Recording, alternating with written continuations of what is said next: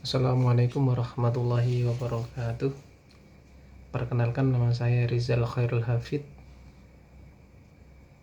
NIM saya 0569340019. Saya di sini akan menjelaskan tentang beberapa konsep dari penyuluhan. Untuk yang nomor 1 dari tugas 1 yaitu komponen tentang penyuluhan, yaitu ada beberapa komponen penyuluhan.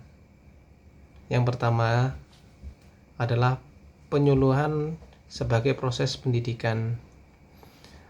Penyuluhan sebagai proses pendidikan yaitu usaha atau proses mengadakan perubahan perilaku manusia secara teratur sejak lahir sampai mati melalui cara-cara tertentu, misalnya belajar ke arah yang diharapkan. Jadi ya, kita belajar namanya sebagai pendidikan kan ya, berarti belajar dari yang tidak tahu menjadi tahu. Itu salah satu komponen dari penyuluhan. Yang kedua yaitu penyuluh sebagai upaya perubahan. Yang dimaksud di sini perubahan yaitu ada yang alami dan ada yang buatan. Dan semua tujuannya yaitu untuk menjadi lebih baik. Contoh di situ ada kalau di kebun sawit itu ada namanya mekanisasi. Nah, dalam arti mekanisasi yaitu untuk lebih mempermudah efisiensi. Nah, itu sebagai upaya perubahan. Dan nomor 3 yaitu penyuluh sebagai pemberdayaan. Maksudnya adalah sebagai proses yang mendorong seseorang atau kelompok agar menjadi daya atau kekuatan untuk menggunakan kemampuan dengan cara bereaksi atau bertindak terhadap segala masalah penting yang dihadapinya.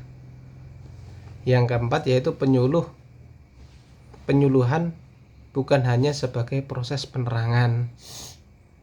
Maksudnya, sebagai seorang penyuluh pertanian, istilah penerangan berarti usaha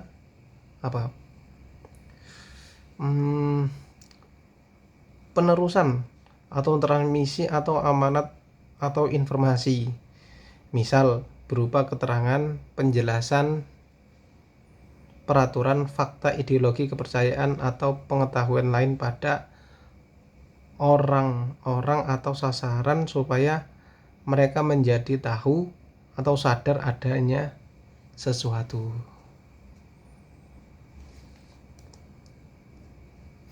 Itu untuk soal pertama. Dan untuk soal kedua, mengapa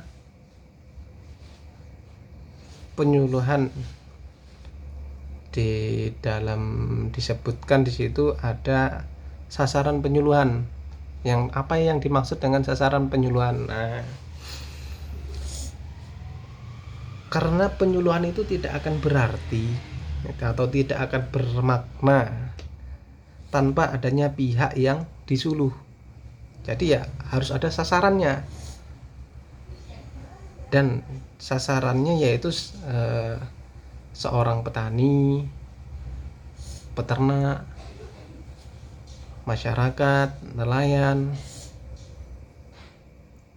atau ya semuanya, yang mana tujuannya yaitu agar menjadi lebih baik, dari yang tidak tahu menjadi tahu, dari yang mungkin prosesnya pertaniannya jadul atau dibilang jadul, mode lama, sekarang menjadi yang mode terbaru atau dibilang mode milenial. Nah, itu untuk nomor 1 dan nomor 2, soal tugas nomor 1 dan nomor 2. Dan untuk tugas nomor 3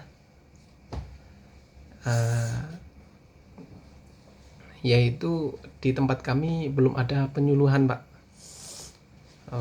Karena ya sebenarnya saya ini ya tinggalnya di dalam pekerjaan atau di dalam kebun sawit.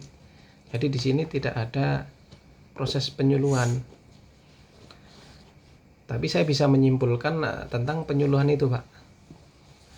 Ya contohnya mungkin dari manajer kami memberitahu setiap pagi bahwa contoh dari Bapak manajer memberitahu tidak boleh seperti ini, atau mungkin hanya buah matang yang harus dipanen atau segala macam lah.